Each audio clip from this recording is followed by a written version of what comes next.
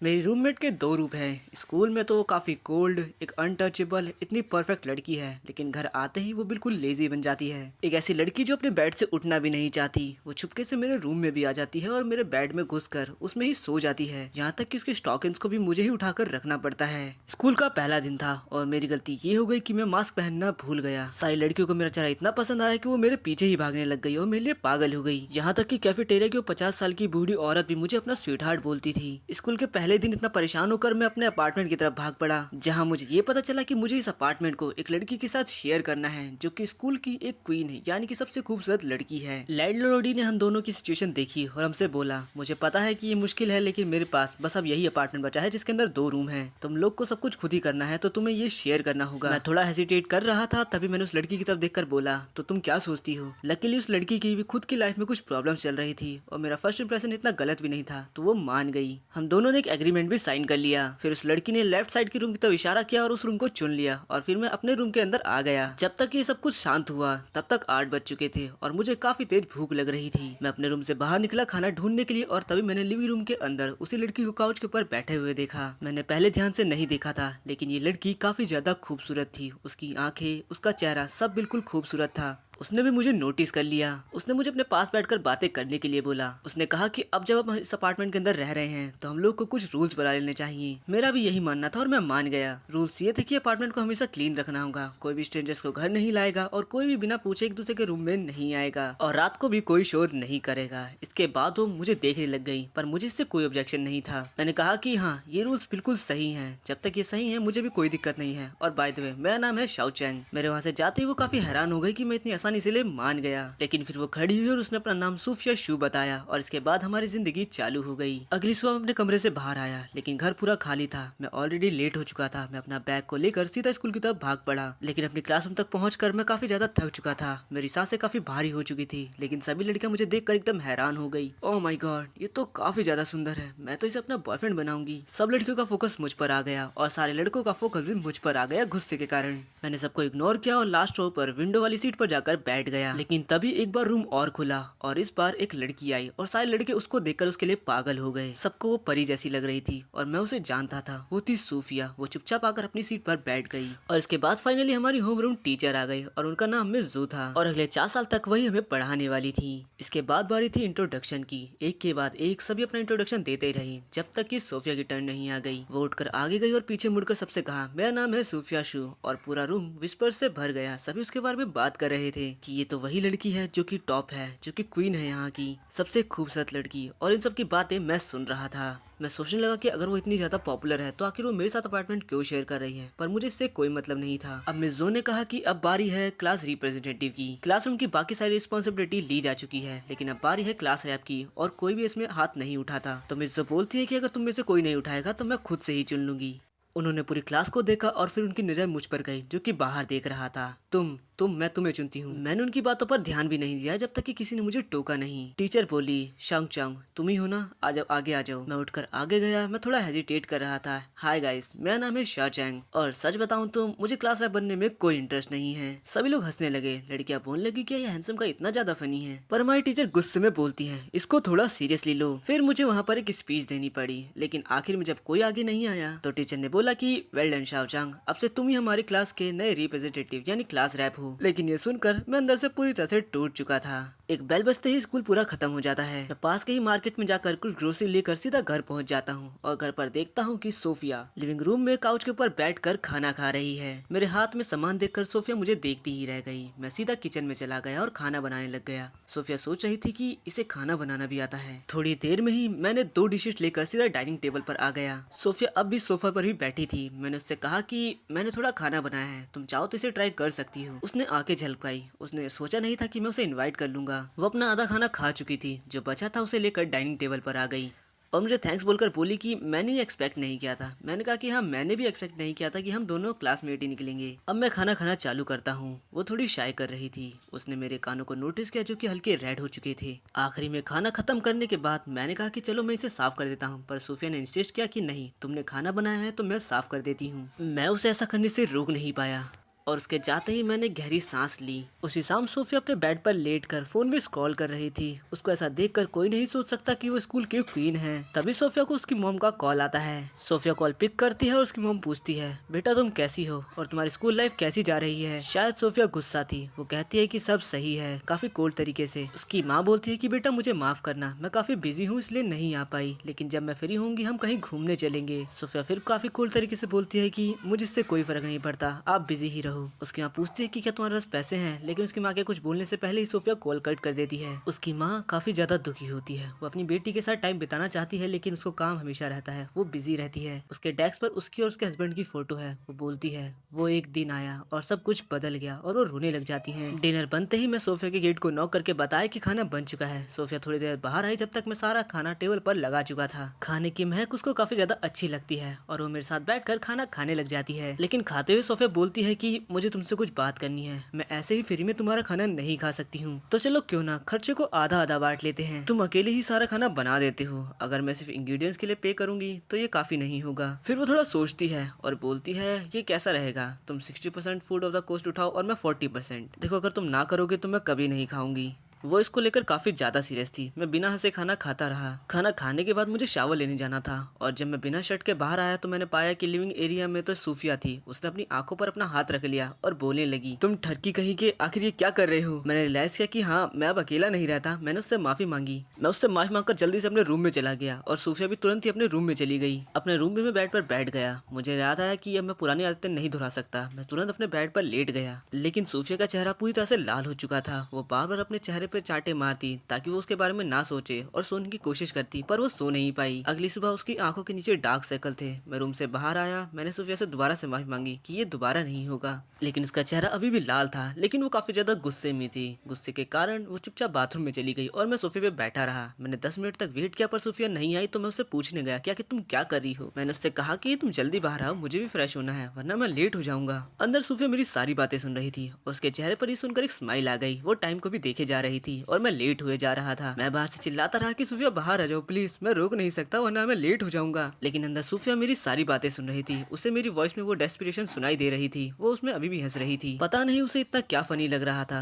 जैसे कि कोई वो बूढ़ी ओल्ड लेडी हो जिसे इसे करके मजा आ रहा है। अब वो बाथरूम से आई। मैंने बिना उसे देखे तुरंत बाथरूम में गया और लॉक कर दिया। सूफिया बाथरूम के बाहर खड़े होकर हंसती रही। पता नहीं उसे इतना क्या मजा आ रहा था, और आखिर वो मुझे ही क्यों टीज कर रही थी। वो कोई ऐसी लड़की नहीं थी जो किसी के सामने भी ऐसी हरकतें कर दे। शायद ये इसलिए था क्योंकि ये दोनों साथ रहने लगे हैं और उसे ये करने में मजा आ रहा है। थोड़ी देर बाद सूफिया अपना बैग लेकर स्कूल के लिए निकल गई, और उसके 20 मिनट बाद मैं स्कूल में पहुंचा। मैं लेट था। सूफिया अपने डेस्क पर बैठकर मुझे देख रही थी और अभी भी हंस रही थी। टीचर ने गुस्से से मेरी तरफ देखा और बोलने लगी, आज फर्स्ट डे है मिलिट्री ट्रेनिंग का और तुम लेट आए हो, तुम क्लास रैप हो, आखिर तुम्हें क्या हो गया है। सूफिया अब भी स्माइल कर रही थी। मैंने मिर्जो से माफी मांगी कि मैं ज्यादा सो गया था, आगे से नहीं होगा। उन्होंने मुझे लेक्चर सुना दिया, जिसके बाद मुझे अपनी सीट मिल गई बैठने के लिए। मैं बैठने के लिए जा ही रहा था कि वहाँ तो सूफिया बैठी थी, जो कि मुझे बिना पलक झपकाए देखे जा रही थी और स्माइल किए जा रही थी। मैं आगे ही बैठ गया, और जैसे ही टीचर ने सारे इंस्ट्रक्शन देना बंद करी, उसके बाद हमें ड्रिल के लिए बाहर ले जाया गया। ड्रिल के चालू होते ही और उसके बाद जैसे ही वो खत्म हुई, सारे बच्चे कैफेटेरिया की तरफ चले गए। मैं भी वहाँ चला गया। वहाँ सूफिया बैठी थी। मैं उसके पास से गुजरा बिना उससे कुछ कहे। सूफिया अभी तक हंसी रही थी। वो मेरे पीछे आने लगी और मुझे क्लास रखकर बुलाने लगी, लेकिन मैंने उसे पूरी तरह से इग्नोर कर दिया। सूफिया बोली, मुझे आज स्पाइसी फ्रॉग स्पाई चाहिए लंच में। अब उसके पास क्योंकि घर पर एक पर्सनल कुक था, तो वो कुछ भी डिमांड कर रही थी। उसने मेरा वेट किया और तब मैंने उससे बोला, मैं तुम्हारा कोई पर्सनल कुक नहीं हूँ, हमने एक डील करी थी, तुम्हें याद तो है ना। फिर मैं और भी तेज चलने लग गया। सूफिया भी मेरे साथ स्पीच को कैच करते हुए चलती रही। फिर उसने मुझे अपना नंबर दिया बात करने के लिए, और जैसे ही मैंने उसका नंबर एक्सेप्ट किया, उसने मुझे 5000 येन भेज दिए। मैंने कहा इतने सारे पैसे। उसने कहा कि मेरे पास बस अभी इतने ही हैं, देखो अगर तुम्हें और चाहिए हो तो तुम बता देना, लेकिन मैं जानता हूँ कि ये पैसे बहुत ज्यादा हैं, तो मुझे उससे और पैसे नहीं चाहिए थे। हम दोनों घर पहुंचे, जहाँ सूफिया सीधा बाथरूम में चली गई और मुझे खाना बनाने का काम मिल गया। मैंने जैसे ही खाना बनाया खत्म करा, सूफिया नहाकर बाहर आ गई। मैंने टेबल पर 2 डिशेस रख दी। एक वही डिश थी जो सूफिया चाहती थी, दूसरी मैंने अपनी मर्जी से बना दी थी। वो खाने में बैठी, मैं शावर लेने चला गया। मैंने कहा कि तुम मेरे बिना खा लेना।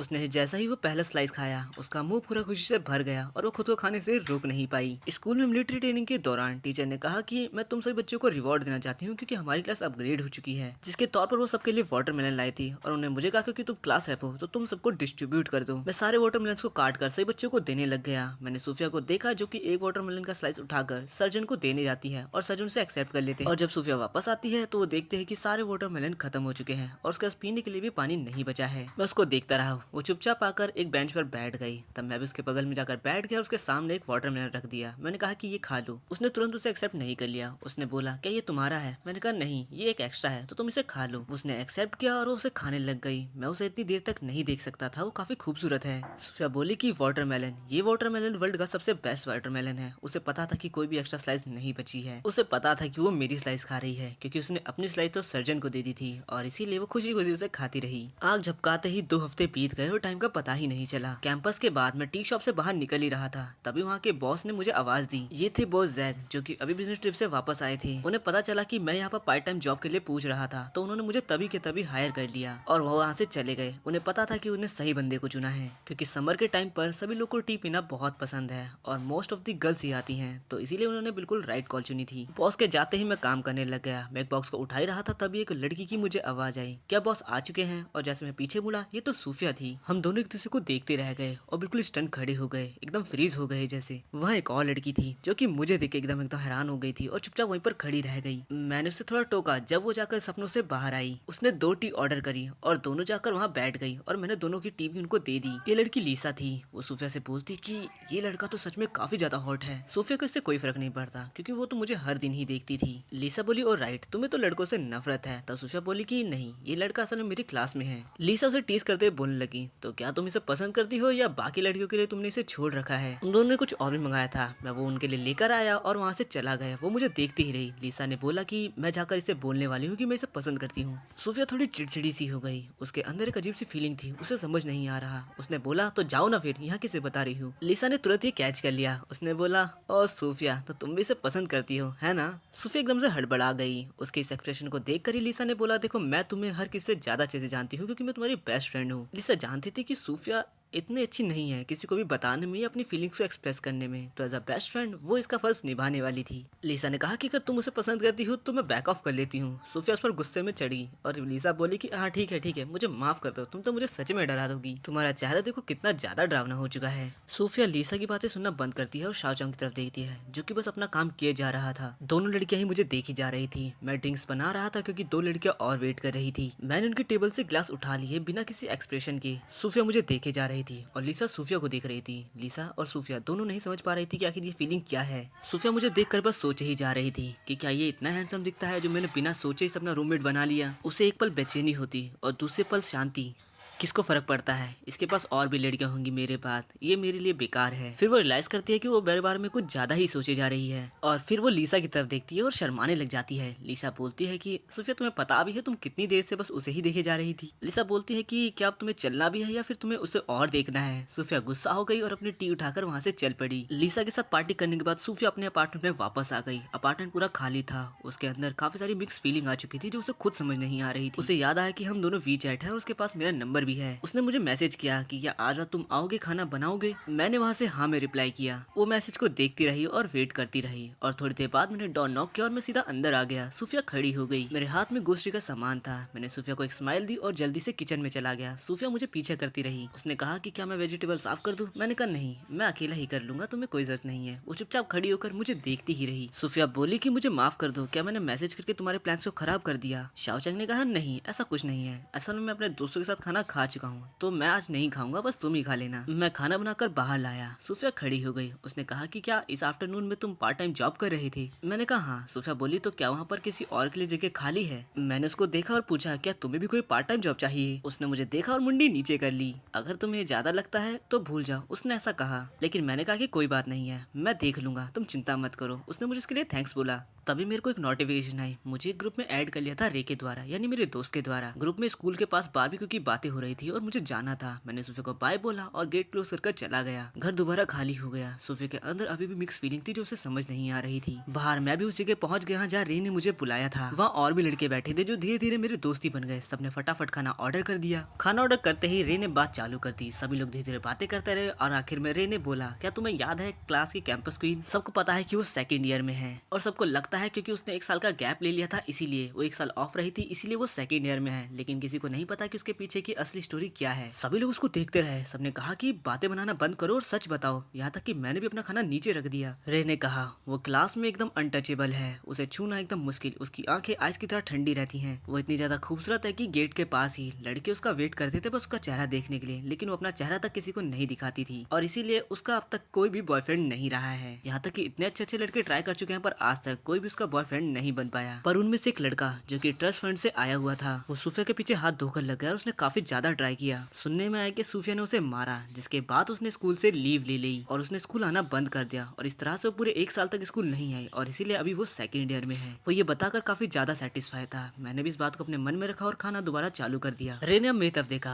और बोला, sir Chang the class rep, मेरे को लगता है तुम काफी ज्यादा प्रिटी हो और तुम दोनों के बीच में कुछ ना कुछ तो जरूर चल रहा है। मैंने देखा है कि तुम और सूफिया थोड़े क्लोज हो, क्या तुम दोनों के बीच में सच में कुछ ना कुछ चल रहा है? मैंने बताया रे ऐसा कुछ भी नहीं है, पर वो मानने को तैयार नहीं। उसने कहा कि मैंने तुम दोनों को साथ जाते हुए देखा है और ट्रेनिंग के दौरान, मिलिट्री ट्रेनिंग के तहत जो भी हो रहा था वो बिल्कुल भी नॉर्मल तो नहीं था। आखिर कितने टाइम से तुम दोनों साथ में हो? मैंने कहा ऐसा कुछ भी नहीं है यार, मैं किसी भी तरह के रिलेशनशिप में नहीं हूँ। लेकिन वो मेरी बातों पर विश्वास कर ही नहीं रहा था। अब खाना खत्म करने के बाद सभी लोग अपने घर चले गए। अगले दिन मॉर्निंग में मैं बहुत जल्दी उठ चुका था और काउच पे बैठकर सूफिया का वेट कर रहा था। गर्मियों के बाद मैं दोबारा से क्लास में लेट नहीं होना चाहता, आखिर मैं क्लास रैप जो हूँ। सूफिया अभी भी बाथरूम में अपने दांत साफ ही कर रही थी। सूफिया के आते ही मैंने उससे कहा, देखो अगर तुम दोबारा से वही ट्रिक आजमाने वाली हो, 15 मिनट तक मुझे लेट करवाने वाली हो, तो ऐसा नहीं होने वाला है। सूफिया ने उस दिन की बातों को याद कर वो दोबारा हंसने लग गई। सूफिया ने बैग उठाया और हम दोनों एलिवेटर में आ गए। मैं यहाँ पर उबासी भर रहा था। सूफिया ने बोली कि तुम्हें इतनी जल्दी उठने की जरूरत नहीं है और मेरा वेट करने की तो बिल्कुल भी नहीं। हम दोनों क्लास में गए और सूफिया दोबारा से जाकर मेरी ही सीट पर बैठ कर उसने कहा कि आई एम सॉरी, तुम दूसरी जगह ढूंढो बैठने के लिए। मैंने इस बार उसे कुछ नहीं कहा और चुपचाप जाकर उसके बगल वाली सीट पर बैठ गया। पता नहीं सूफिया ने क्या रियलाइज किया जिसके बाद वो शर्माने लग गई।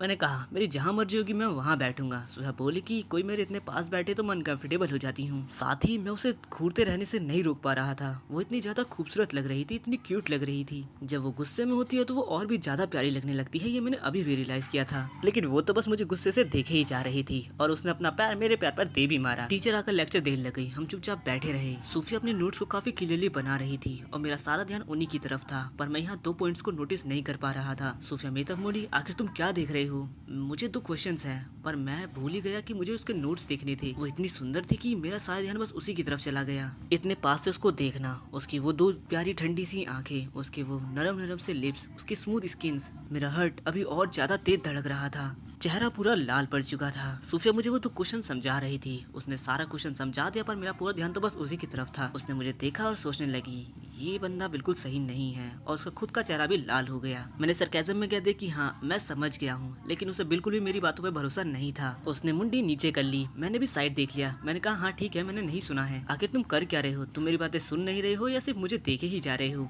मैंने इस बार ध्यान से उसकी सारी बातें सुनी। उसने मुझे सब कुछ अच्छे से एक्सप्लेन कर दिया। क्लास के बाद उसने एयरफोन्स को अपने कान में लगाया और विंडो की तरफ देखते हुए गाने सुनती चली गई। और क्लास खत्म होने के बाद उसने अपना बैग पैक कर लिया और उसने मेरे से कहा तुम जो भी डिनर बनाओगे मैं शांति से खा लूंगी, मुझे और कुछ नहीं चाहिए। मैंने नोटिस नहीं किया कि उसकी आंखों के नीचे वो पूरी तरह से शर्मा रही है। हम दोनों वहाँ से अपने अपने रास्ते से घर चले गए। सूफिया घर चली गई और मैं मार्केट में कुछ सामान लेने आ गया और एक मछली भी। मैंने नोटिस कर लिया था कि सूफिया कुछ बातें सोच रही थी, तभी उसने अपने कान में वो एयरफोन्स लगा ली। मैं ग्रोसरीज लेकर घर पहुंच गया। घर पूरी तरह से शांत था। मैंने जल्दी से खाना बनाया और सूफिया को आवाज दी। जैसे ही सूफिया डिनर टेबल पर बैठी और जैसे ही उसने फिश का वो फर्स्ट बाइट खाया, उसकी आंखें पूरी तरह से अजीब हो गई। मैंने उससे पूछा क्या हुआ, खाना अच्छा नहीं बना क्या? उसने एक और बाइट उठाया और खा लिया। उसने कहा नहीं। उसने बोला नहीं, ये इतना अच्छा बना है कि मैं इसे खाने से रोक ही नहीं पा रही। इसके बाद हम दोनों ने कोई बात नहीं करी। हम दोनों लगातार अपना खाना खाते रहे और कमाल की बात थी कि सारी फिश सूफिया ने अकेले ही खा ली थी। इसके बाद सूफिया चुपचाप अपने कमरे में चली गई। बैठकर उसकी आंखें पूरी तरह से नम हो चुकी थी। वो काफी ज्यादा इमोशनल थी। वो बोलने लगी ये टेस्ट मैं नहीं भूल सकती,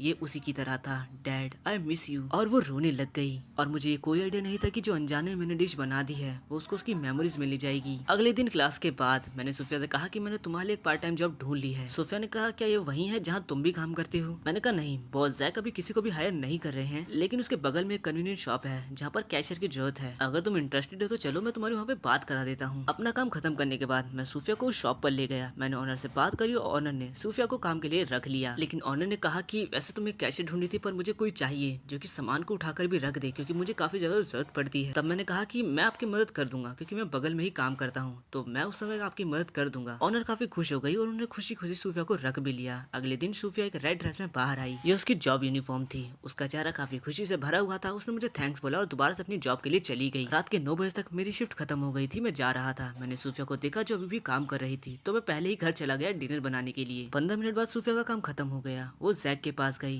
क्या वो यहाँ से जा चुका है? वो जैक ने कहा कि आप शाओचांग को ढूंढ रही हो। हाँ, वो जा चुका है। शायद तुम उसकी गर्लफ्रेंड हो। तुम दोनों साथ में काफी अच्छे दिखते हो। वो काफी शर्मा गई और बिना कुछ बोले वहाँ से चली गई और बॉस पीछे हंस रहे थे। इस बच्चे का तो काफी अच्छा लग है। सूफिया यहाँ पर अभी भी शर्मा रही थी। उसे समझ नहीं आ रहा था आखिर ऐसा क्यों हो रहा है। सबको ऐसा क्यों लग रहा है कि हम दोनों कपल्स हैं, हम दोनों बस एक क्लासमेट है ना। और वो ऐसे शर्माते हुए भागते हुए सीधा अपार्टमेंट के अंदर पहुंच गई, जहाँ मैं अभी भी शावर लेकर आया था और बिना शर्ट लेस का था। वो दोबारा मुझे देखकर शर्मा गए। उसने कहा कि तुम ये क्या कर रहे हो, और मैं चुपचाप अपने कमरे में भाग गया। वो बाहर बिल्कुल शॉक थी और अब गुस्से में थी। लगता है इस लड़के को पिटने की जरूरत है, और मैं अंदर चुपचाप था। मैंने जानबूझकर नहीं किया। लगता है वो मुझे छोड़ेगी नहीं। वो मेरे कमरे के बाहर खड़े होकर चिल्लाने लग गए, तुम बाहर आओ, आज मैं तुम्हें नहीं छोड़ूंगी। शाओचांग जल्दी बाहर आओ शर्ट पहनकर। मैं ज्यादा देर तक अंदर नहीं रह सकता था, क्योंकि हम दोनों सेम ही जगह पर रहते थे, तो मैं चुपचाप बाहर आ गया। मैंने उसे समझाया कि देखो सूफिया, ये बस एक एक्सीडेंट था। सूफिया ने कहा, एक एक्सीडेंट? श्योर, ये दूसरी बार था और तुम इसे एक्सीडेंट कह रहे हो। और तभी सूफिया ने एक और रूल बना दिया कि कोई भी बिना शर्ट के नहीं घूमेगा। अगली बार मैं तुम्हें सच में मारूंगी। मैं कुछ नहीं कर सकता था, मैंने चुपचाप वो रूल भी मान लिया। अगले दिन छुट्टी के दौरान लीसा क्लासरूम के बाहर खड़ी हो गई। उसने मुझे नोटिस कर लिया कि मैं सूफिया के बगल में ही बैठा हूँ, कि मैं वही लड़का हूँ, वही हॉट गाय जो टी शॉप पर काम करता है। लीसा को पता था कि सूफिया बिल्कुल झूठ बोल रही है, क्योंकि अगर वो मुझे पसंद नहीं करती तो आखिर मैं उसके बगल में क्यों बैठा हूँ, ऐसा उसने सोचा। सूफिया जैसे ही अपना बैग पैक कर बाहर निकली, लीसा ने उसे घेर लिया और बोली, अब मुझे बताओ सूफिया, आखिर वो कौन है? वो तुम्हारे बगल में तक बैठा है, क्या तुम उसे सच में पसंद नहीं करती? सूफिया ने कहा, देखो हम सिर्फ दोनों क्लासमेट्स हैं। लीसा ने कहा कि तुम मुझसे झूठ मत बोलो, पक्का तुम दोनों के बीच में कुछ ना कुछ चल रहा है। लीसा आगे कुछ बोलती उससे पहले सूफिया ने उसे लात मार दी। लीसा ने बोला, कोई नहीं, मैं खुद ही ढूंढ लूंगी। इसके बाद मैं और सूफिया दोनों ही अपनी जॉब के लिए आ गए। हम दोनों जहाँ से गुजर रहे थे वहाँ पर एक ब्लैक कलर की मैबैक खड़ी थी, जिसके अंदर मिस शू बैठी थी, यानी कि सूफिया की मदर, जो कि अपने बिजी शेड्यूल से टाइम निकालकर इस शहर में आई है बस अपनी बेटी को देखने के लिए। वो मुझे देखकर थोड़ी हैरान थी, क्योंकि आज तक उन्होंने भी किसी भी लड़के को उनकी बेटी के क्लोज होते हुए नहीं देखा है। उन्होंने ड्राइवर से कहा कि इस लड़के को और इसको फॉलो करते रहो। हम दोनों को पीछा करते करते उन्हें पता चल गया कि उनकी बेटी पार्ट टाइम जॉब करती है। वो काफी ज्यादा गिल्ट में थी कि उनकी बेटी को पार्ट टाइम जॉब करना पड़ रहा है। उन्होंने देखा कि सूफिया काफी फोकस होकर काम कर रही थी। वो उससे मिलना चाहती थी पर नहीं जा सकती थी। उन्होंने ड्राइवर से कहा कि यहाँ से चलो। ड्राइवर बोला, मिशू आप सही में क्या उनसे नहीं मिलना चाहती हो? सूफिया की माँ ने कहा कि तुम्हें पता है हम दोनों के बीच में कैसी फीलिंग्स हैं, हम दोनों बात करेंगे तो कुछ ना कुछ बिगड़ ही जाएगा। फिर उन्होंने शाओचांग की तरफ देखा और सोचा कि आखिर ये कैसा लड़का है। उनकी आंखों में साफ दिख रहा था कि वो जनरली ये जानना चाहती है कि शाओचांग आखिर ऐसा कैसा लड़का है जो उनकी बेटी के क्लोज हो चुका है। कन्वीनियंस स्टोर के अंदर सोफिया काम कर रही होती है कि तभी उसे एक मैसेज रिसीव होता है, जहाँ उसकी मॉम ने उसे कुछ पैसे ट्रांसफर किए होते हैं। सोफिया कुछ समझ नहीं पाती, लेकिन वो अपनी मॉम को इसके लिए थैंक्स बोलती है। इसके बाद जब उसकी शिफ्ट खत्म होती है, वो ऑनर को बाय बोलकर जाने वाली होती है, और तभी मैं भी टी शॉप से बाहर निकलता हूँ। सोफिया मुझसे पूछती है कि क्या तुम्हारी छुट्टी अभी तक नहीं हुई? मैं उसे बताता हूँ कि आज फ्राइडे है, आज बहुत बिजी रहने वाला है मेरा दिन। हम दोनों को साथ देकर ऑनर बोलती है कि तुम चिंता मत करो, तुम्हारा बॉयफ्रेंड तुमसे जल्दी ही मिल जाएगा। सोफिया का चेहरा पूरा लाल पड़ जाता है। वो बोलती है कि प्लीज हमें टीज मत करिए, हम दोनों बस क्लासमेट्स हैं। ऑनर स्माइल कर अपना सर हिलाती है, जैसे उसे कुछ पता ही ना हो। मैं कन्वीनियंस स्टोर से 2 बियर की बोतल लेता हूँ और सोफिया के साथ बाहर निकल जाता हूँ। मैं पीते पीते जा रहा होता हूँ कि तभी सोफिया बोलती है कि तुम्हें थोड़ा कम ड्रिंक करना चाहिए। मैं बताता हूँ कि ये पहली बार है जब मैं तुम्हारे सामने ड्रिंक कर रहा हूँ, चिंता मत करो, मैं कम ही पीने वाला हूँ। इसके बाद जैसे ही मैं घर पे जाता हूँ, मुझे अचानक से बेड पे लेटते ही नींद आ जाती है। सोफिया शावर लेकर आती है और देखती है कि लिविंग रूम पूरा खाली है। वो मेरे रूम में आती है और बोलती है, तो इतनी सी बियर तुम्हें चढ़ चुकी है। अगली सुबह जब मैं उठता हूँ, मैं जल्दी से बाथरूम जाता हूँ।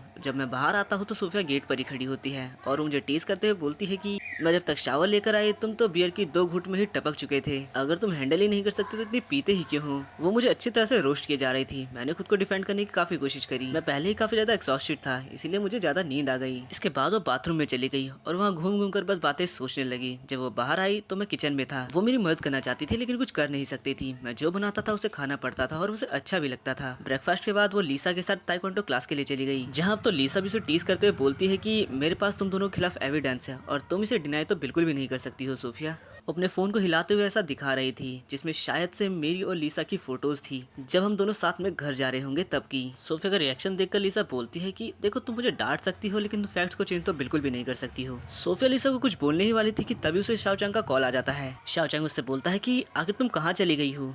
अभी मैंने सिर्फ ब्रेकफास्ट बनाया था, लेकिन तुम तो सीधा बाहर चली गई। वो कहती है कि मैं बाहर आई हूँ, तुम्हें क्या चाहिए, मैं मार्केट चली जाती हूँ, तुम मुझे बता दो। मैं भी इस पर एग्री करता हूँ, हम दोनों को ही मार्केट जाना होता है। मैं ऑलरेडी घर पर आ चुका होता हूँ और सूफिया भी आ जाती है। हम दोनों के हाथ में ग्रोसरीज थी, लेकिन सूफिया काफी सारी विशेष लाई थी।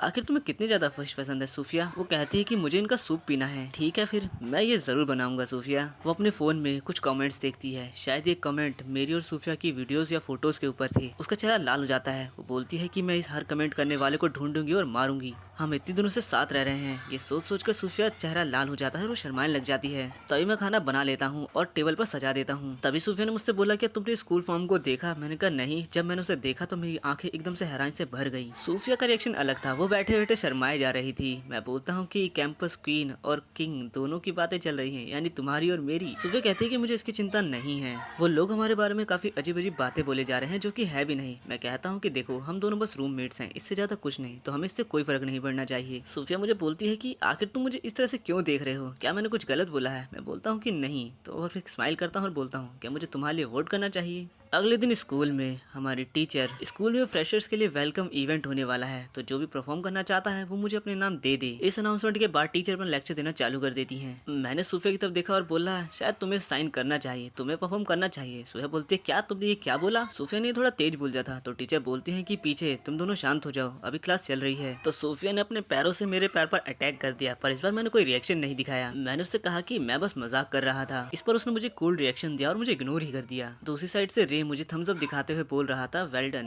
तुमने क्वीन पर जीत पाली। क्लास के बाद मैं जल्दी से बाथरूम गया, अपने फेस को वॉश किया और वापस आने लगा। हॉलवे में मुझे एक अजीब से लड़कों का ग्रुप दिखा जो मेरा रास्ता भटका रहे थे। अब जैसे ही मैं क्लासरूम में पहुंचता हूँ तो देखता हूँ कि मेरी सीट के पास काफी सारे लड़के खड़े हैं और ये वही लड़के थे जो मुझे हॉलवे में मिले थे। उसमें से एक लड़का सोफे के पास बैठकर बोलता है तुम वापस आ गए, तुमने मुझे बताया क्यों नहीं? ये मुझे फॉर्म से पता चला कि तुम वापस आ चुकी हो। सोफे ने उसे देखा और बोला एक बात आओ, क्या मैं तुम्हें जानती भी हूँ? ये सुनकर वो लड़का थोड़ा एम्बेरस हो गया। वो जानबूझकर सूफे से चिपके जा रहा था। तभी मैंने पीछे से बोला कि साइड हटो, तुम मेरे रास्ते के बीच में खड़े हो। उसने पीछे मुड़कर देखा और मुझे अपने सामने खड़ा पाया। मैं एकदम कोल्ड रिएक्शन दे रहा था। मैंने उससे बोला आखिर तुम कौन हो और ये मेरी सीट है, यहाँ से जल्दी हटो। लेकिन वो मानने को तैयार ही नहीं। तो भी उसने एक ब्लैक बैग देखा उसी सीट पर। वो मानने को तैयार ही नहीं था कि कोई लड़का सूफे के बगल में बैठा है। उस लड़के ने काफी कोल्ड तरीके से बोला तुम्हें और यहाँ पर बैठने की जरूरत नहीं है। मैंने भी फिर काफी कोल्ड तरीके से बोला क्या तुम इसे एक बार और बोलोगे? उसने गुस्से में मेरे बैग को जमीन पर पटक दिया। सारे लोग इधर उधर हो गए और उसने बोला मैंने कहा कि तुम्हें यहाँ बैठने की जरूरत नहीं है। सूफिया ने बोला बस करो, लेकिन मैंने उसे चुप करा दिया और तभी मैंने उस लड़के पर अटैक कर दिया और एक दो मुक्के में ही उसे जमीन पर लेटा दिया। उस लड़के को समझ आता उससे पहले ही वो जमीन पर पड़ा था। 10 से ज्यादा उसे ह्यूमिलेट होने का डर लग रहा था। उसके दोस्त बीच में आना चाहते थे, लेकिन मेरी इतनी कमाल की फाइटिंग देखकर कोई भी नहीं आया। तभी एक लड़की डोर पर आई। उसने कहा कि क्लास स्टार्ट होने वाली है और टीचर आने वाली है, तुम लोग अब ये बस भी करो। ये सुनते ही मैंने अपना बैग उठा लिया और उस लड़के ने मुझे धमकी देते हुए बोला तुम इसके लिए जरूर पछताओगे, और अपना ग्रुप लेकर यहाँ से चला गया। मिस जो क्लास में वापस आ गए, उन्हें कहा कि तुम सब खड़े क्यों हो, जल्दी से बैठ जाओ, क्लास स्टार्ट होने वाली है। क्लास के दौरान ही सोफिया मुझे देखकर बोलती है मुझे माफ करना, तुम्हें इसमें बीच में आना पड़ा। मैं उसको देखकर स्माइल करते हुए एक जोक मार देता हूँ, पर वो उसे समझ नहीं पाती। मैं उससे कहता हूँ कि रिलैक्स करो, मुझे इसमें कोई चिंता नहीं है। मुझे खुद उस तरह के बंदे बिल्कुल पसंद नहीं है। मुझे ऐसा देखकर सोफिया भी रिलैक्स करने लग गए। क्लास के बाद उसने मुझे सब कुछ एक्सप्लेन करना चालू करा। सोफिया बताती है कि वो लड़का मेरे पीछे लगा हुआ है। मैं चाहे उसे कितना भी मना कर लूँ, लेकिन वो मानता ही नहीं है और मुझे ऐसी चीजों से डील करना नहीं आता है। मुझे इस पर गुस्सा तो आती है। मैं सोचती हूँ कि उसे पंचिंग बैग की तरह बहुत मारूं, लेकिन मुझे कुछ समझ नहीं आता कि आखिर मैं उससे डील कैसे करूं। तभी मैं स्माइल करते हुए बोलता हूँ तुम्हें उसे यहाँ कर देना चाहिए, जिस पर सूफिया बोलती है कि नहीं, मुझे उस तरह के लड़के बिल्कुल पसंद नहीं है। इसके बाद हम दोनों कैफेटेरिया चले गए। इसके बाद जब मैंने अपने बॉस को बताया कि हमारे स्कूल में फ्रेशर इवेंट होने वाला है, तो बॉस ने कहा कि एक अच्छा मौका होगा, तुम हमारी बबल टी को वहाँ पर सेल करो। मैं ना चाहकर उन्हें मना तो नहीं कर पाया। इवेंट के टाइम सभी लोग म्यूजिक सुनने में बिजी थे। उनके बीच में मैं अपनी टी को सेल कर रहा था और मेरे फेस को देखकर ज्यादातर लड़कियां ही थी जो उस टी को खरीदे जा रही थी। वो मुझसे मेरा नंबर भी मांगती, लेकिन मैं हमेशा मना कर देता और आगे बढ़ता चले जाता। तभी मुझे एक फेमिलियर वॉइस सुनाई देती है और मैं देखता हूँ कि तो लीसा और सूफिया हैं। मैं सूफिया से पूछता हूँ कि आज तुम काम पर नहीं गए, जिस पर उसने कहा कि आज मैंने छुट्टी ली है। हम दोनों को ऐसे बातें करते देखकर लीसा बोलती है क्या तुम दोनों ये करना बंद करोगे, मैं यहाँ पर अभी भी हूँ। सूफिया ने अपना डिनर स्किप कर दिया था और इसके लिए मुझे कंप्लेन भी कर रही थी। इस पर लीसा बोलती है कि तो शाओचंग क्यों ना तुम हमें कुछ खिला दो। सूफिया इसके लिए मना करने वाली थी, लेकिन तभी मैंने कार्ट में से उन्हें टी निकाल कर दे दी। मैंने चिंता दिखाते हुए सूफिया को बोला तुमने अब तक खाना क्यों नहीं खाया, लो अब खा लो। सूफिया को अचानक से अजीब अजीब सी फीलिंग आने लग गई। वो इसको एक्सप्लेन नहीं कर सकती थी कि आखिर ये कैसी फीलिंग है। तभी लिसा ने बोला कि अब मेरे बारे में क्या, मैं भी तो भूखी हूँ। मैंने कहा कि ठीक है, तुम सूफिया की दोस्त हो तो तुम 20% ऑफ दे देना। लिसा इसके लिए मान गई। उसे पता था कि मैं मजाक कर रहा हूँ। लिसा ने सूफिया को टी दी। वो उसे सिप करती है और उसके मन में एक अजीब सी फीलिंग आ जाती है जो वो दोबारा एक्सप्लेन नहीं कर सकती। लेकिन इस बार लिसा ने सब कुछ देख लिया है। लिसा बोलती है, देखो उसे पता था कि तुम्हें कौन सी टी पसंद है, इसलिए तो वो वही तुम्हें दे रहा है। तभी स्टेज पर होस्ट बोलता है, अब हम यहाँ पर एक गेम खेलने वाले हैं। मैं जिसकी तरफ पॉइंट करूंगा वो स्टेज पर आएगा और कोई ना कोई टैलेंट दिखाएगा। हम तीनों एक कोने में खड़े होकर इस शो को देख रहे थे। सभी लोग काफी ज्यादा नर्वस हो गए। लाइट इधर से घूम रही थी और एंड में वो मेरे ऊपर आकर रुक जाती है और मैं सब बिलीव ही नहीं कर पाता हूँ। लिसा बोलती है, तो शाओचंग आखिर तुम क्या करने वाले हो? सूफिया इस पर कुछ नहीं बोलती, लेकिन उसके फेस के एक्सप्रेशन सब कुछ बता रहे थे कि वो मुझे टीज तो करना चाहती है। अब मैं स्टेज पर जाता हूँ जहाँ होस्ट मुझे कांग्रेचुलेशन बोलता है। तभी फीमेल होस्ट मेरी तरफ देखती है और थोड़ी देर देखने के बाद वो जल्दी जल्दी बोलने लगती है। वो बताती है कि तो तुम क्या करने वाले हो, सिंगिंग, डांसिंग या कुछ और? जो भी तुम्हें आता है तुम कर सकते हो। वो जिस तरह से नर्वस हो रही थी, मैंने उससे माइक ले लिया और एक ओल्ड ओशन सॉन्ग गाना चालू कर दिया। सभी लोगों की नजर मेरे ऊपर थी। सभी लोग गाना सुनकर एकदम मदहोश हो गए, लेकिन कोने में सूफिया पहले ही शर्मा जा रही थी। वो बस मुझे देखती ही चली गई। थोड़ी देर बाद मैंने गाना खत्म किया। फीमेल होस्ट आई और उसने मुझसे माइक ले लिया। सभी लोगों ने मिले तालियां बजाए, जिसके बाद मैं वापस जाकर अपनी सीट पर बैठ गया। इसके बाद मैंने सूफिया से बोला, चलो अब यहाँ से चलते हैं। सूफिया ने आराम से ओके बोला और मुझे फॉलो करने लग गई और हम लोग जैसे ही उस जगह से थोड़ा दूर आ गए, सूफिया ने मेरा हाथ पकड़ लिया। मैं अचानक से घबरा गया और थोड़ा कंफ्यूज हो गया। मैंने उससे पूछा, आखिर क्या हो गया सूफिया? रात के अंधेरे में भी सूफिया की आंखें मुझसे कुछ कहना चाह रही थी, पर मैं कुछ समझ नहीं पा रहा था। बस मुझे इतना पता चल रहा था कि वो कुछ ना कुछ तो फील कर रही है। फिर सूफिया बोलती है कि क्या तुम मुझे बताओगे आखिर तुमने यही गाना क्यों चुना? क्योंकि सिर्फ एक लौता गाना है जो मुझे आता है। ये मेरे किसी खास दोस्त ने गाया था। वो इंसान मेरे लिए काफी ज्यादा जरूरी है। मैंने पूछा, क्या वो तुम्हारे लिए इतना इंपॉर्टेंट है? तो सूफिया मुझे घूर कर देखने लगी, वो भी काफी डेंजर तरीके से। मैंने अपना हाथ वापस खींच लिया और मैंने बोला, चलो अब घर चलते हैं, आज तुम काफी अलग लग रही हो। सूफिया बस मुझे जाते हुए देखती रही और बोलने लगी, शाओचंग, लिटिल चंग, क्या ये तुम हो? घर पहुंचते ही सूफिया से मुझे ही देखे जा रही थी। वो एक पल के लिए भी नजर इधर नहीं कर रही थी। वो सोचने लगी कि ये दिखता भी मेरे को बिल्कुल बचपन जैसा ही है। इसकी आंखें, इसका नाम, क्या सच में, क्या दुनिया सच में इतनी छोटी है? ये सुनने में कितना बेतुका लगता है, लेकिन मुझे ये कंफर्म करना होगा, क्या ये सही में ही लिटिल चैंग है? उसने गुस्से के मारे अपनी मुट्ठी बना ली। उसे काफी सारे सवाल थे मन में और वो उसे कंफर्म करना चाहती थी। तभी शाओचंग सूफिया के पास आता है और बोलता है कि नूडल रेडी हो चुके हैं और अब वो दोनों खाने लग जाते हैं। मैं आराम से कहा रहा था, सूफिया लगातार मुझे देखे जा रही थी। तभी मैंने बोल दिया, मुझे ऐसे देखना बंद करो। तुम एक बाइट खाती हो और 10 बार मुझे घूर के देखती हो, क्या मेरे चेहरे पे कुछ लगा हुआ है? ये सुनकर सूफिया ने अपनी नजर नीचे कर ली। इसके बाद दोनों ने खाना खाया और रात को सूफिया सोते हुए सोचने लगी, इसलिए सूफिया पूरी रात नहीं सो पाई। अगले दिन स्कूल में शाओचंग अपने दोस्त से बातें कर रहा था कि नेशनल हॉलिडे की छुट्टियां कल से चालू हैं। रे मुझसे पूछता है कि क्या तुम घर जाने वाले हो? शाओचंग बोलता है कि हाँ, मैं घर जाने वाला हूँ। मैंने काफी टाइम से अपने ग्रैंडपा को नहीं देखा है। रे मुझे नहीं बना पाया। वो चाहता था कि मैं भी उनके साथ इन ब्रेक्स में घूम लूं। सूफिया हमारे आसपास ही बैठी थी। उसने मेरी सारी बातें सुन ली थी। घर पर जब मैं खाना बना रहा था तो उसने मुझसे पूछा, क्या इस बार की छुट्टी में तुम घर जा रहे हो? मैंने बोला हाँ। क्या तुम्हें इससे कोई दिक्कत है? इस पर सूफिया ने बोला, तो क्या मैं तुम्हारे साथ आ सकती हूँ? मैंने उसे घूर के देखा और पूछा, आखिर तुम्हारे मन में चल क्या रहा है सूफिया? तुम ऐसी लड़की तो नहीं हो जो मेरे साथ घर आ जाए। सूफिया बोली, क्या तुम्हें इससे कोई दिक्कत है?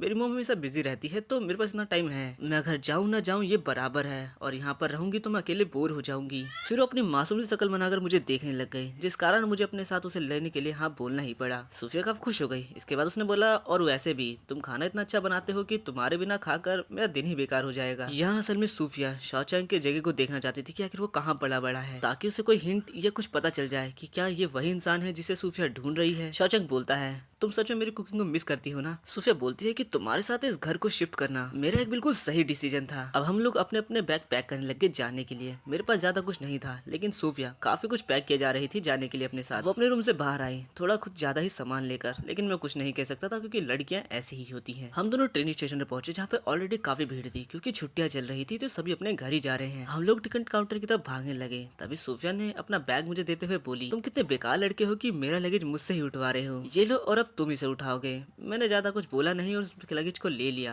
कमाल की बात थी कि वो लगेज काफी ज्यादा ही हल्का था। मुझे तो ये समझ नहीं आ रहा कि आखिर उसने इतना टाइम लगाया क्यों इसे पैक करने में। इसके बाद हम दोनों की टिकट लेने के लिए मैं टिकट काउंटर पे चला गया। ट्रेन के अंदर काफी भीड़ थी और हम दोनों खड़े हुए थे। मैंने काफी कोशिश करी कि मैं सूफिया से डिस्टेंस बना कर रखूं, लेकिन इतने सारे लोगों की भीड़ों ने हमें एक दूसरे के साथ प्रेस ही कर दिया। हम दोनों एक दूसरे काफी क्लोज खड़े थे। सूफिया एकदम शर्माने ही लग गई। उसने मुझसे कहा, तुम मुझसे दूर रहो। मैंने समझाया कि मैं तुमसे खुद ही दूर रहना चाहता हूँ, लेकिन क्राउड इतना ज्यादा है कि वो मुझे धकेले ही जा रहा है तुम्हारे पास। सूफिया ने देखा कि हाँ क्राउड बहुत ज्यादा है, वो हम दोनों को एक साथ चिपकाए जा रहा है, लेकिन शाओचांग यानी मैं उसके आगे शील्ड की तरह खड़ा हूँ। अगले स्टेशन पर कुछ लोग नीचे उतर गए और ट्रेन के अगली बोगी में हम दोनों चले गए, जहाँ खुशकिस्मती से हमें सीट भी मिल गई। और सूफिया उसी बारे में सोच रही थी जो अभी थोड़ी देर पहले हुआ। इसके बाद मैं अपने ग्रैंडपा के घर पहुंच गया। मेरे पास एक एक्स्ट्रा की होती है। मैंने गेट खोला और ग्रैंडपा का नाम चिल्लाया, ग्रैंडपा। तो पीछे से ग्रैंडपा आए और उन्होंने मुझे लिटिल चैंग करके बोला। उन्होंने मेरे बगल में खड़ी सूफिया को भी नोटिस कर लिया और पूछा आखिर ये कौन है। शाओचांग बताता है कि ये मेरी क्लासमेट है और इस समर की छुट्टियों में ये हमारे साथ ही रहने वाली है। सूफिया खुद को इंट्रोड्यूस करते हुए बोलती है, हेलो ग्रैंडपा, मेरा नाम है सूफिया शू। ग्रैंडपा ने सूफिया की तरफ देखा और स्माइल किया और उन्होंने सोचा कि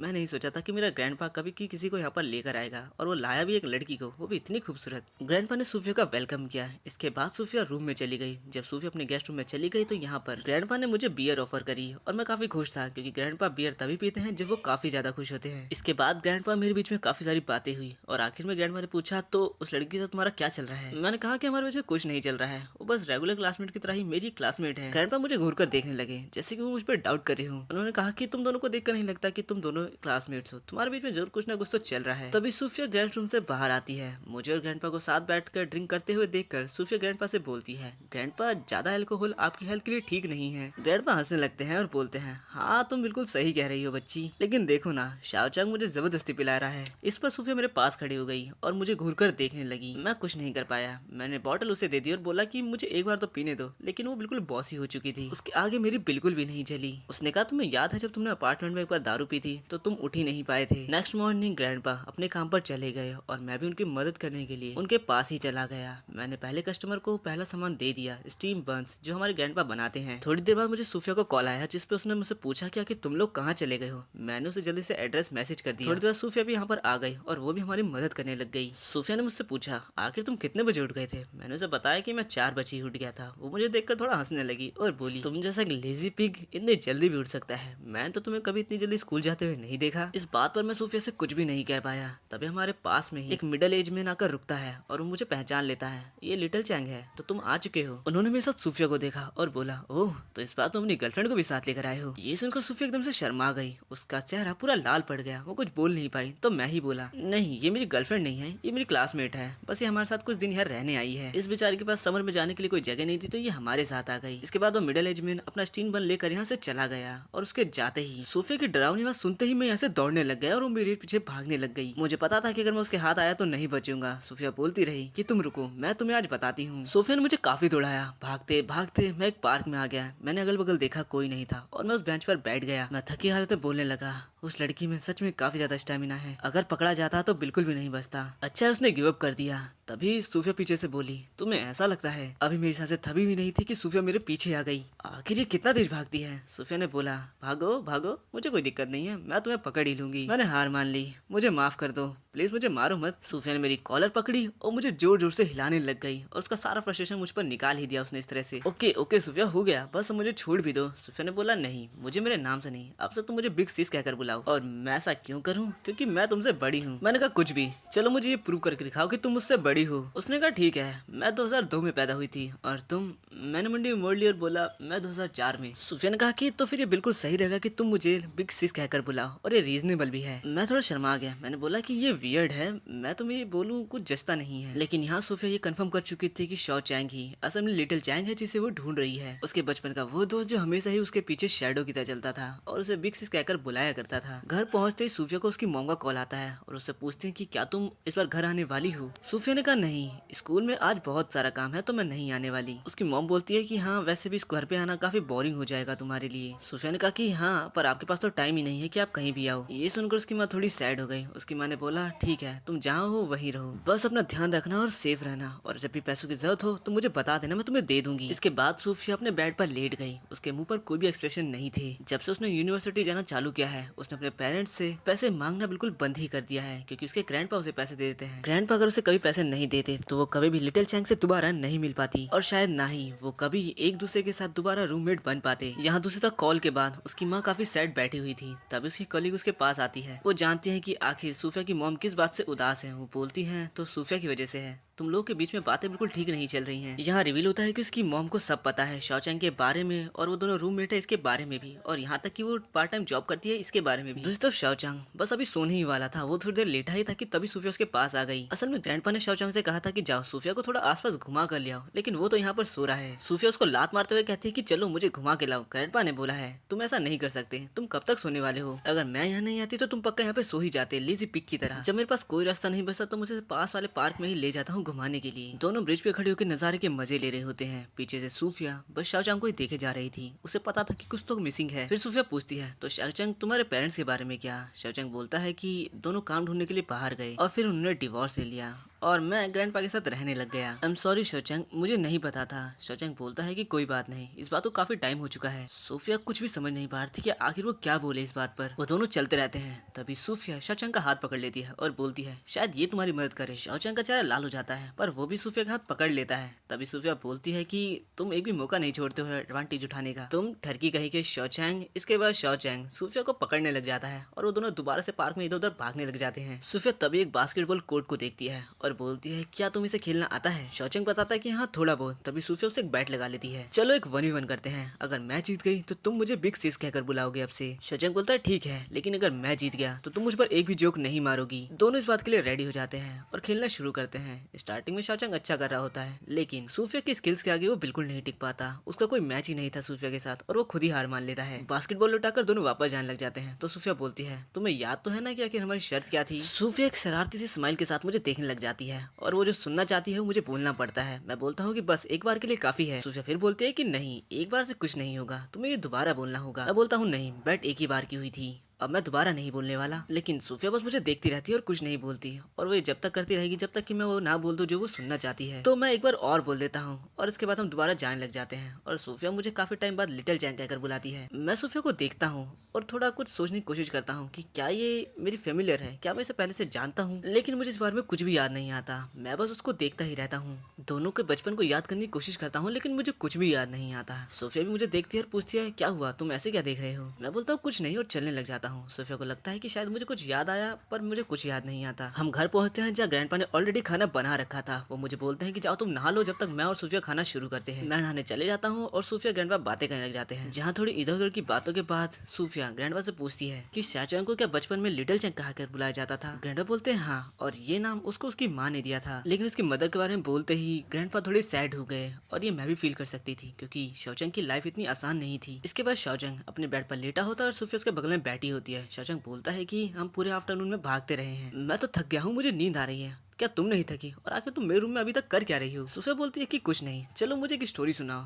शाओचैंग बोलता है कि मुझे कोई कहानी नहीं आती। सूफिया बोलती है तो चलो मुझे किसी भी सबसे इंपॉर्टेंट इंसान के बारे में बताओ जो तुम्हारी लाइफ में रहा हो। फिर मैं अपने बचपन की मेमोरीज को याद करने लगता हूँ और बोलता हूँ हाँ एक इंसान तो था। सूफिया बोलती है कौन? वो काफी एक्साइटमेंट और मुस्कुराते हुए सवाल पूछती है। फिर मैं बताता हूँ कि बचपन में मैं एक लड़की से मिला था जो थोड़ी चबी थी लेकिन काफी ज्यादा क्यूट थी। हम लगभग पूरा दिन ही साथ बिताते थे और काफी ज्यादा मजे करते थे। सूफिया कहती है तो क्या तुम्हें उसका नाम पता है? और वो थोड़ा एक्साइटेड हो जाती है ये बोलने के बाद, लेकिन शाओचैंग बोलता है कि नहीं मुझे उसका नाम नहीं पता है, बस मैं उसे हमेशा बिग सिस कहकर बुलाता था। सूफिया और भी ज्यादा एक्साइटेड हो जाती है और मुझसे बोलती है तो आगे बताओ आगे क्या हुआ? मैं बोलता हूँ आखिर तुम इतना इंटरेस्ट क्यों ले रही हो इस कहानी में, क्योंकि ये सच में काफी ज्यादा दिलचस्प है, चलो मुझे आगे बताओ। शाओचैंग बोलता है कि नहीं अब बस बहुत हो गया, जाओ तुम अपने रूम में जाओ और सो जाओ, मुझे भी सोने दो। सूफिया ना जाकर भी मान जाती है और बोलती है ठीक है, जब टाइम आएगा तो मैं भी तुम्हें अपने बारे में जरूर बताऊंगी शाओचैंग। और अपने रूम में सूफिया एक स्माइल के साथ सो गई। वो इस बात से खुश थी कि शाओचैंग वही लिटिल चैंग है जो उसके बचपन का दोस्त है, उसके बचपन का स्वीट हार्ट। आखिर में हमें दिखाया जाता है कि बचपन में वो दोनों कैसे मिले थे। साथ में सूफिया बताती है कि बचपन में मेरी एज का मेरे साथ खेलने वाला कोई नहीं था, तभी वो आया, वो था लिटिल शाओचैंग। मुझे तब पता चला था कि उसके पेरेंट्स का अभी ही मैसिव डिवोर्स हुआ है और वो इसके बारे में समझने के लिए बहुत छोटा है, पर मैं समझती थी। वो हमेशा ही दौड़कर मेरे पास आता था। मैंने उससे कहा कि तुम बहुत छोटे हो तो तुम मुझे बिग सिस कहकर बुलाओगे अब से। और इसी के साथ पार्ट 1 यहीं पर खत्म होता है।